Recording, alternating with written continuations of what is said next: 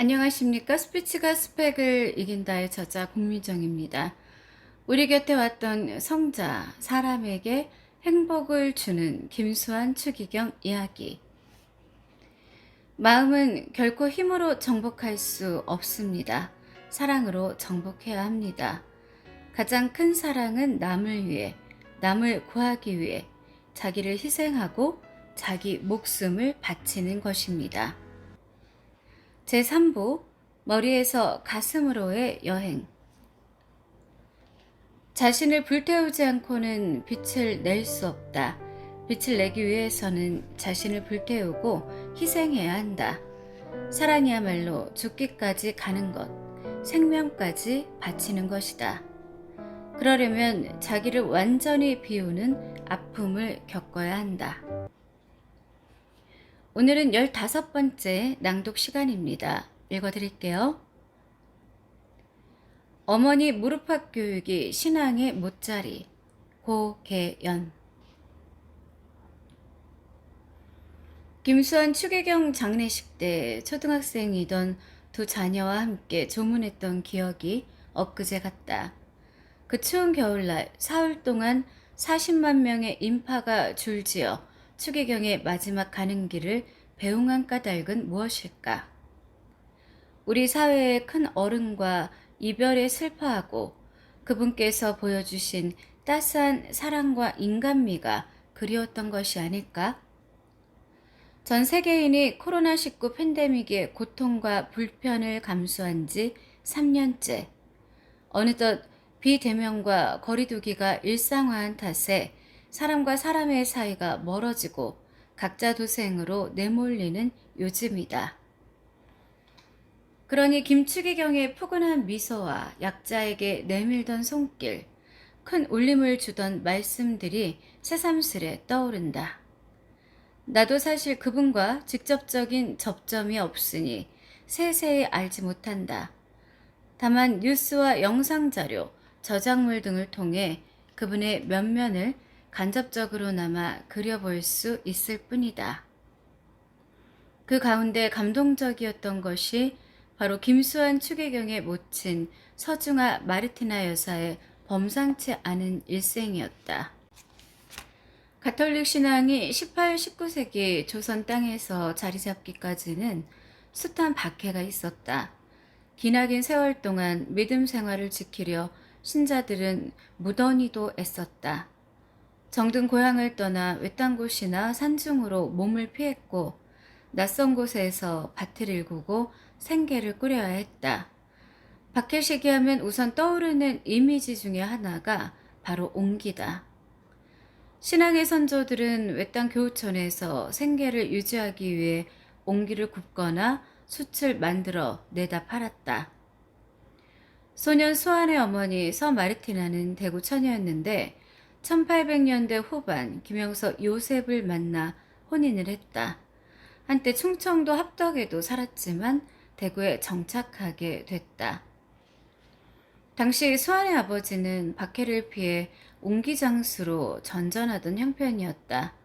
수환의 어린 시절을 그린 영화 저 산 너머를 보면 그의 아버지는 전형적인 충청도 사람이었다. 순한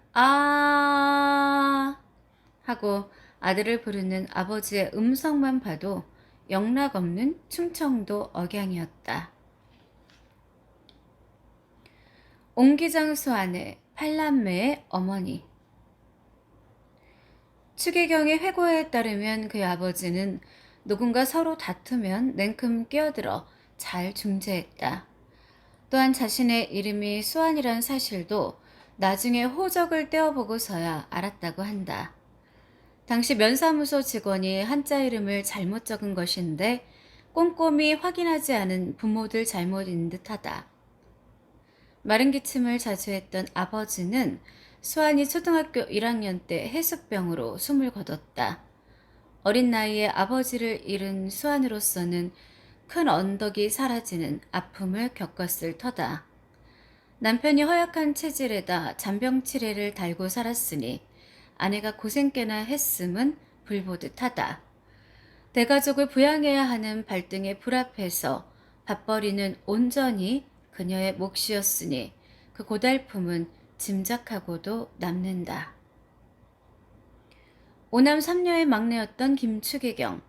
가난 때문에 툭하면 이사를 한 탓에 고향에 대한 기억이 별로 없다고 한다. 태어난 곳은 대구 남산동이었는데 그 뒤 서너 살 때 옮겨간 선산에서도 새빵살이를 한 것 같다고 회고한다.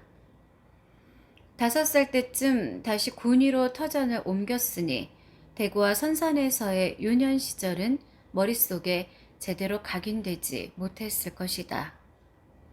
당신 이름 석자와 하늘천 따지 정도의 글자밖에 몰랐던, 가난 때문에 평생 옹기와 포목을 머리에 이고 팔러 다니신 분, 어머니에 대한 추기경의 기억이 보기에도 듣기에도 애잔하다.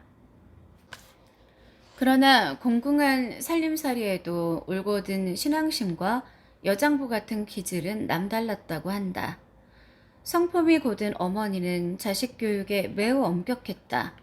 아비 없는 자식 소리를 듣고 싶지 않았을 것이다.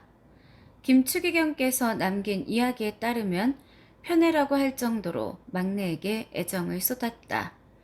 밤이 되면 보통 1시간에서 2시간씩 기도를 바치곤 했다고 한다. 초가삼간에 살고 한때 새빵살이도 했지만 그 옹색한 집에서도 공소를 열었다고 하니 강단이 센 여인임에 틀림없다. 김추기경 위로 누나와 형들이 있었는데 막내와 나이차가 상당해 이미 출가하거나 집을 떠난 형편이었다. 추기경이 밝힌 얘기로는 아들을 찾아 일본으로, 심지어 만주까지 다녀온 일도 있었다. 그만큼 잃어버린 아들을 찾아 나선 모성애는 이국 땅에서도 숱한 장애를 이겨낼 만큼 담대했음을 짐작할 수 있다. 아들 둘을 사제로. 어머니와 3살 터울이었던 형 동안은 유년 시절 수환에게 모든 것이었으리라. 형 동안이 초등학교 4학년을 마치고 소신학교에 갈 때까지 둘도 없는 단짝이었으니 더 그러했을 터다.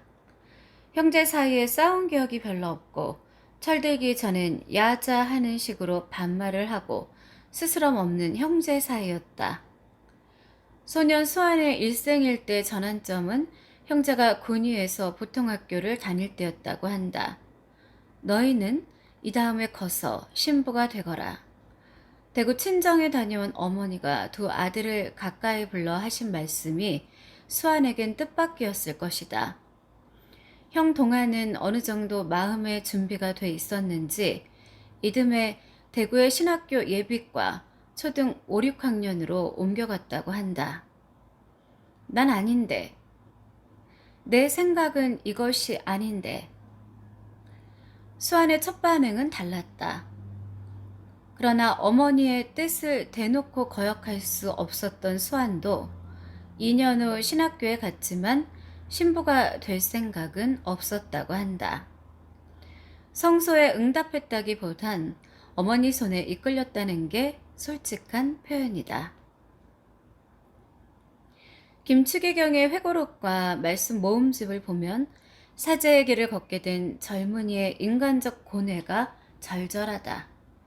대구 성 유스티노 신학교, 동성 상업학교, 을조, 일본 조치대 유학, 가톨릭대 신학부, 사제 서품까지 여러 에피소드에 공감하게 된다. 다른 한편으론 신학생으로서 경험했던 유혹과 위기에도 수긍하게 된다.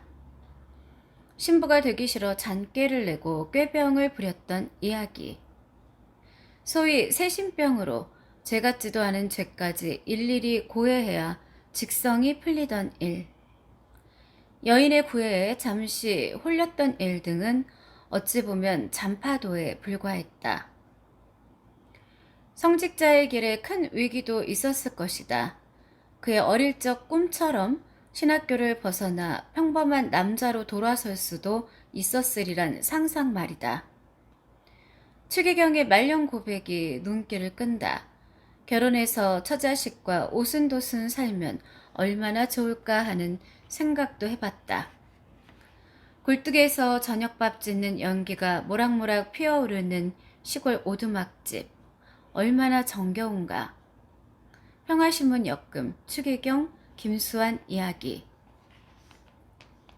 김추기경은 형 동안에 대한 애틋한 심경을 회고록을 통해서 밝힌 바 있다. 외정 때 학도병으로 끌려가던 동생 손을 잡고 엉엉 울었다는 형. 동생이 추기경이 되자 행여나 불편을 끼칠까봐 일부러 피했다는 형. 지병인 당뇨병이 악화돼 다리 절단 수술까지 받았지만 결핵 환자들을 위해 뛰어다녔던 형. 선한 어리석음 때문에 교회 어른들과 친지한테서 진짜 어리석은 사람으로 오해받았던 형. 먼저 성직자가 돼 사랑을 실천하고 그에게 본보기가 돼준 형님에 대한 김추기경의 존경이 잔잔하지만 진한 형제애를 보여준다. 이런 아들 둘을 주님께 봉헌한 어머니의 마음은 어떠했을까? 아들의 안전을 위해서 혹시라도 길을 잃고 벗어날까봐 노심초사 기도했을 것이다. 사제관의 젊은 식복사를 아들 신부 몰래 내보낸 일화도 있었다. 김추기경은 일본 유학 중에 징병으로 전쟁터 사지로 몰렸을 때 어머니의 기도가 자신의 생명줄이 됐다고 수료한 적이 있다. 또한 어릴 때 어머니 무릎팍 신앙교육이 그에겐 믿음의 시작이고 못자리였을 터다. 효도라고 말할 수는 없지만 안동과 대구에서 몇 년 동안 어머니를 모시고 마지막 임종을 지킨 것이 그나마 위안이 된다. 어머니에 대한 정으로 말하자면 형님 김동환 신부가 더 기뻤을 텐데 형님은 그때 군종 신부로 나가 있어서 임종조차 지킬 형편이 안 됐다. 평화신문 역금, 추기경, 김수환 이야기. 막내 아들 무릎에 기대어 눈을 감으셨다는 어머니.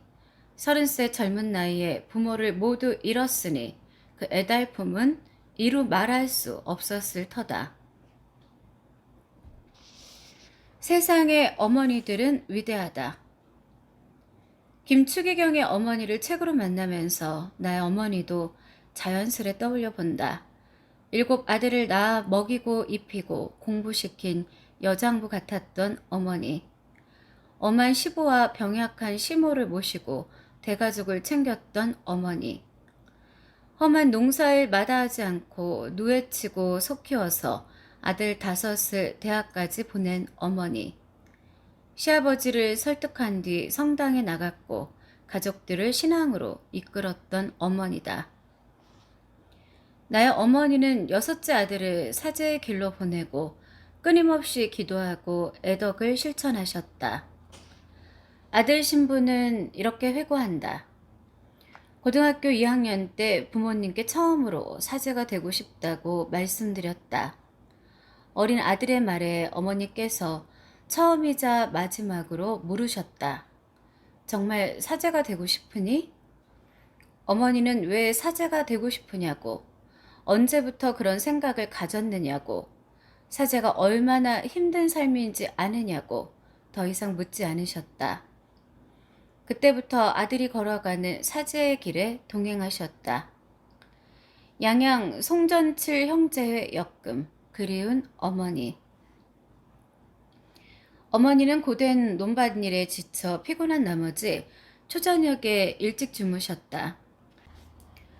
새벽녘이면 작은 탁자에 촛불을 밝히고 기도를 하셨다. 신앙서적을 곁에 두고 자주 소리내서 읽는데 장성한 아들 귀에는 자장가 같았다. 허리 굽고 아픈 몸이었지만 2년 넘게 성경을 필사하던 모습을 잊을 수 없다. 가족 성화의 뜻을 담아 모두 29건의 노트에 밤낮으로 매일 조금씩 옮겨 적으셨다. 구약성서 창세기부터 시작해 신약성서 디모데오 1서 1장 7절까지 마치고는 선종하셨는데 나머지 부분은 아들과 가족들이 이어써서 완결했다. 그때가 벌써 3년 전 일이다. 어머니는 참으로 지혜로운 분이셨다. 선친 장례 후 7 아들이 모인 자리에서 상속에 대해 입을 여셨다. 평소 생각해 두신 대로 맞이부터 막내까지 농가 밭을 골고루 분배해 주셨다. 그때 신부 동생이 숙연한 분위기를 바꿔보려 이런 말을 했다. 엄마, 그런데 왜 나는 없어? 그러자 어머니는 잔잔한 미소를 띠며 신부님, 신부님께는 하느님이 유산이지요. 역시 우리 엄마 최고야. 신부 동생이 환하게 맞장구를 쳤다. 무거웠던 공기는 가벼워졌고 누구도 어머니 말씀에 토를 달지 않았다. 주변에 유산을 놓고 자녀들이 서로 싸우고 불목하는 일이 얼마나 많은가. 그러니 모두를 아우르는 어머니의 리더십을 떠올리면 자연스레 김추기경의 모범을 생각하게 된다. 어머니는 특히 용서가 몸에 밴 분이다. 형님은 이런 회고를 한다. 오래전 교통사고로 어머니가 얼굴을 크게 다친 사건이 있었다. 어머니는 나를 병실로 부르시더니 다른 사람들이 무슨 얘기를 하더라도 네가 그 사람을 용서해 주어라. 그 사람이 일부러 그랬겠냐. 또한 훗날 양파밭에서 이웃집 개에 물려 당신 몸이 만신창이가 됐을 때의 일이다. 그 집주인이 개를 시켜 나를 물어뜯게 했겠느냐. 좋게 해주어라. 어머니는 내게 늘 그립고 스승 같은 분으로 남아있다. 김추기경의 모친과 나의 모친, 두 분의 어머니가 나의 시야와 기억에서 겹쳐진다. 세상에 어머니는 위대하다라는 말이 빈말이나 예산말이 아님을 절감하게 된다. 봉사의 보람과 은총. 어머니로부터 배운 신앙은 나를 건강하게 키운 양식이었고 삶의 뿌리였다. 신앙은 나를 회사 집만 오가는 평범한 직장인으로 살게 놔두지 않았다. 미뤄두었던 봉사가 퇴직을 몇 년 앞두고 한꺼번에 찾아왔다. 2016년부터 가톨릭 신문 출판인 협회 회장으로, 2020년에는 가톨릭 언론인 협의회 회장으로 일했다. 모두 2년씩 4년 동안의 시간이었다. 가톨릭 언론인 회화의 첫 만남은 21년 전 가톨릭 언론인 신앙학교 수강에서 싹텄다.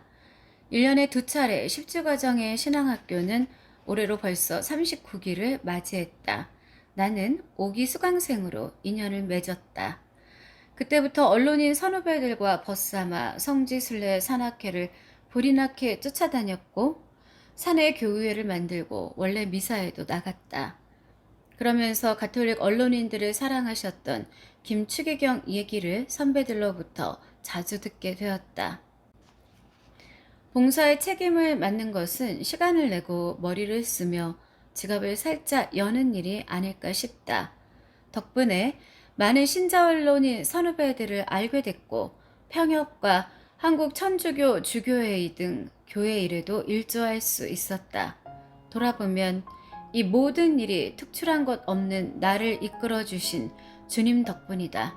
참으로 감사하지 않을 수 없다.